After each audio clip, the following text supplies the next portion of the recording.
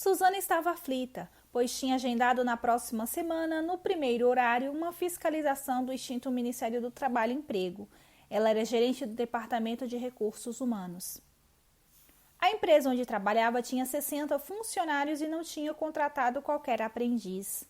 Segundo a legislação de aprendizagem, os estabelecimentos de qualquer natureza, ou seja, qualquer atividade, são obrigados a contratar aprendizes no percentual mínimo de 5% e no máximo de 15%. Isso fazia com que a empresa de Suzana, que há pouco tempo passou a ser LTDA e tinha 60 empregados, sendo 8 deles ocupantes de função que demandavam formação profissional, tivesse que contratar os aprendizes. Ocorre que, com a enorme demanda de trabalho, ela simplesmente se esqueceu do compromisso e precisava resolver esse impasse sem preocupar a diretoria. Sem perder tempo, ligou para alguns contatos que lhe encaminharam alguns currículos. No mesmo instante, passou a realizar os telefonemas e contatou todos os possíveis candidatos.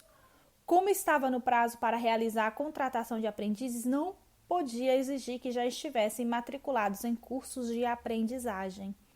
Sabendo que o total de empregados da empresa eram 60 empregados, segundo o último CAGED, Cadastro Geral de Empregados e Desempregados da empresa, ela deveria excluir da base de cálculo todas as funções que demandavam a habilitação profissional, seja nível técnico, superior, cargo de confiança e de diretoria, para obter a quantidade certa de aprendizes a contratar. Assim, deveria excluir o Sr. Cláudio, que era o engenheiro do trabalho, um empregado ranzinza que costumava pegar no pé dos seus colegas para que usassem os equipamentos de proteção para evitar acidentes, e para isso repreendia quem quer que fosse que estivessem desobedecendo às normas de segurança.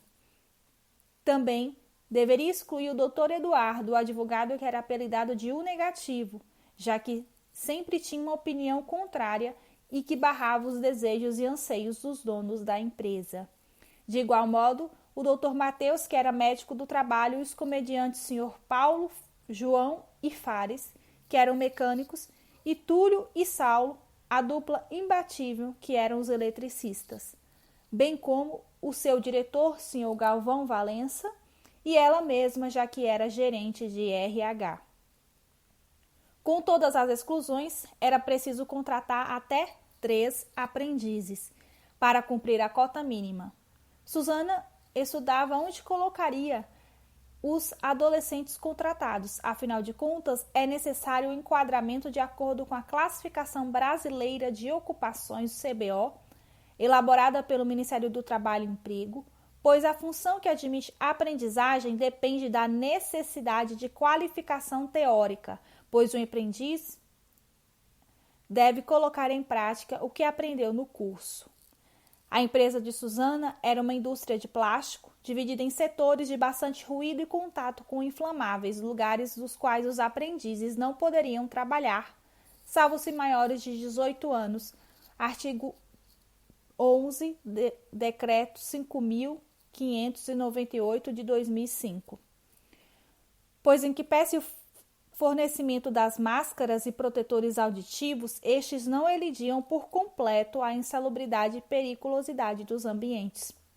A fábrica era totalmente automatizada, isso fazia com que a demanda dos mecânicos e eletricistas fossem maiores. Um aprendiz para cada uma dessas funções, desde que não entrassem nos setores insalubres e perigosos, seria o ideal.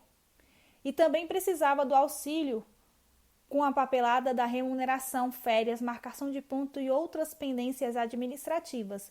Logo, um aprendiz para ela seria de grande ajuda. Então, Suzana partiu para as entrevistas. Foi um dos dias mais engraçados que ela viveu, desde que foi admitida na empresa há 6 anos. Os jovens entrevistados tinham as características mais variadas. Alguns ela imaginava: se fosse uma empresa de moda, designer ou algo do gênero, certamente seriam os próximos CEOs. Alguns ela questionou: hoje, qual é seu maior sonho? E eles responderam: ser bem-sucedido. Ela exclamava: uau! E como pretende alcançar? E para essa pergunta, ouviu as mais variadas e criativas respostas. Bem, não pensei nisso ainda, mas sou novo. Não sei. De outros ela ainda ouviu: eu ainda sou de menor. Ao final da seleção ela ficou a pensar: quais desses menores eu posso chamar? Será que os meus empregados terão paciência de explicá-los o que fazer? Encerrando o expediente, ela resolveu levar os currículos para casa para que pudesse analisar quais deles deveria chamar para formalizar o contrato. E quando estava saindo da empresa, foi abordada pelo porteiro, que lhe disse que haviam deixado um currículo com ele. Ela agradeceu, pegou o currículo e colocou junto com os outros.